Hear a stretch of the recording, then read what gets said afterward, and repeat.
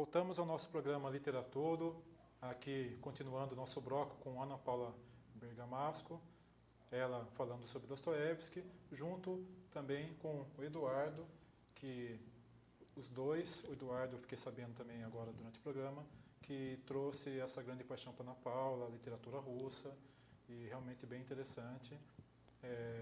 Nós temos amigos, até de longas datas, que compartilhamos certas paixões pela vida, como essa maravilhosa por Dostoiévski, literatura e etc.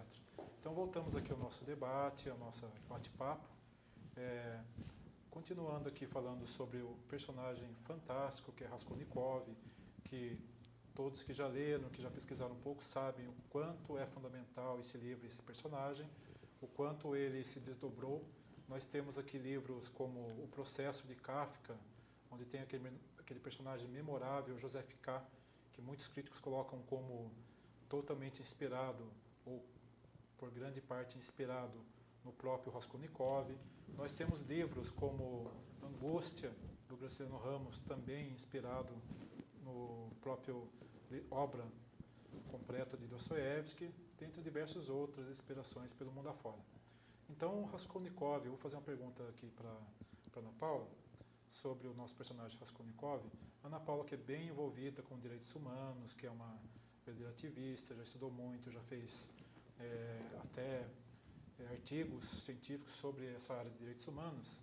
Eu queria saber se você, pegando essa parte, essa mensagem que o Raskolnikov traz de mudança social, mudança do mundo, fazer um mundo melhor, como ele pensava ali logo no início, aquele conflito que ele colocava no pensamento, que Dostoiévski descreve tão bem a psicologia desse personagem, se você acha válido aquela ideia do Raskolnikov, tirando, obviamente, o assassinato que tanto você, Ana Paula, como o Eduardo colocaram muito bem, que já começa impuro, aí uma atitude pura, um sentimento puro, já começa com uma impureza que é a morte. Mas o que você acha do pensamento dele de fazer um mundo melhor?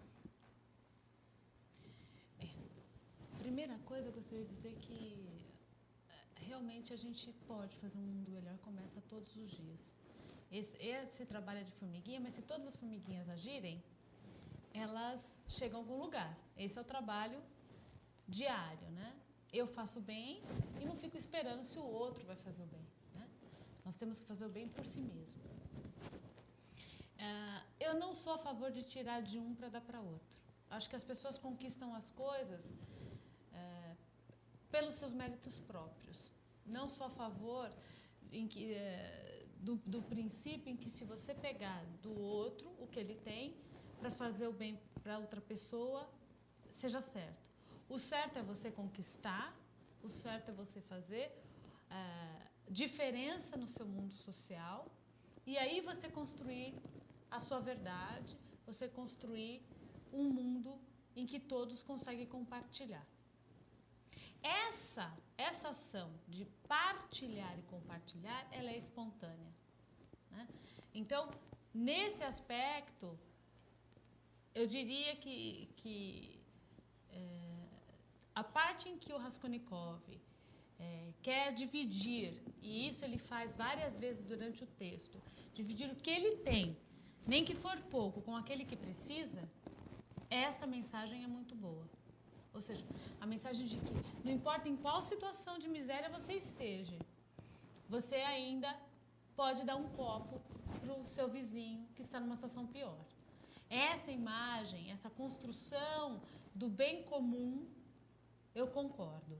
Agora, tirar de um para dar para o outro, de forma brusca, de forma brutal, eu não concordo.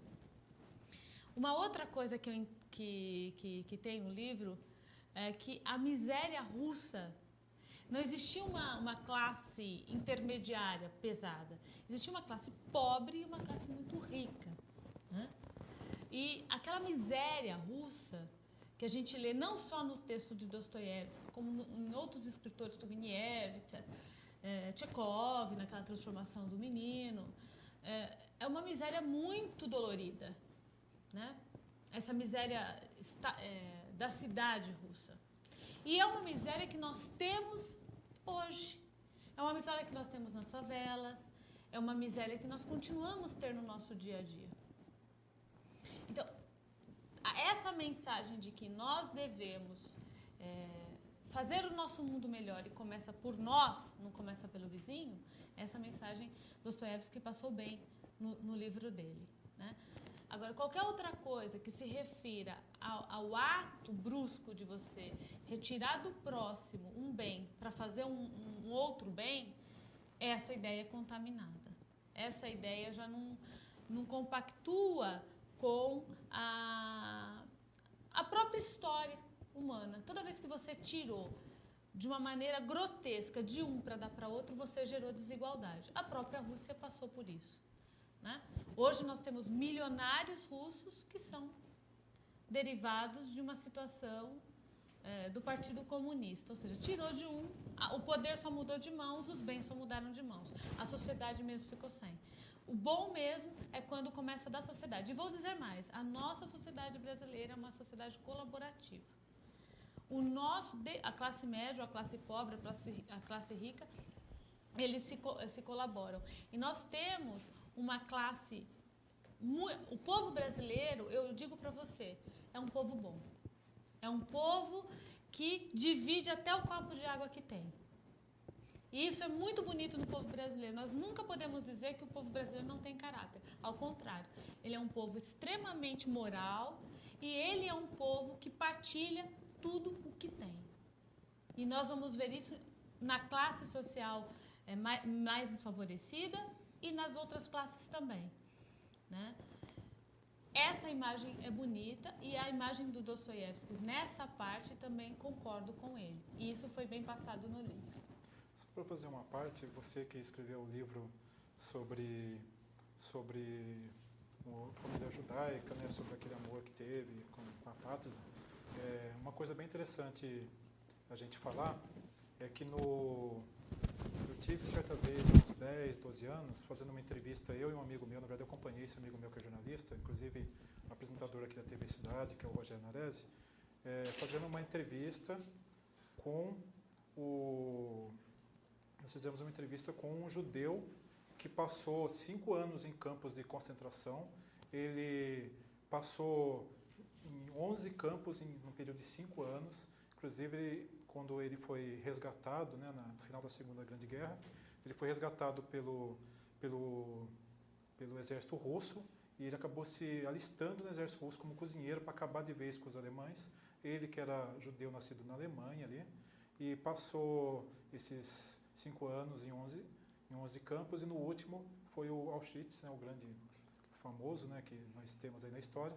E ele falou que depois ele foi embora, né, ele foi tirado da casa dele porque ele era um jovem, o pai dele que sustentava a família, ele foi tirado para fazer trabalhos que diriam que logo ele voltaria, acabou ficando 5 anos preso. Quando ele saiu do campo, estava a família inteira morta, não achou mais ninguém. Ele acabou indo embora para o estado que foi criado de Israel e acabou em 1950 vindo para o Brasil. Quando chegou no Porto de Santos, ele falou que desceu ali no Porto de Santos para ir para São Paulo, ele viu um mendigo na rua comendo um resto de comida, e na hora que ele olhou aquele mendigo, ele viu aquela pobreza, o mendigo olhou para ele e ofereceu aquela marmita para ele. Então é só um parênteses, uma parte aqui, para vocês verem um pouco para mostrar essa bondade do povo brasileiro, aquele mendigo que nem tinha nada para comer, repartindo com aquela pessoa, né, que tinha acabado de chegar. Daí ele falou que naquele momento ele viu e falou, estou no lugar certo, aqui tem gente boa. E ficou vivendo aqui até 2002, 2001, quando fizemos entrevista com ele. Estava muito feliz por estar no Brasil e já estava há alguns anos em Taubaté. Então é bem interessante, né, essa relação que você comentou.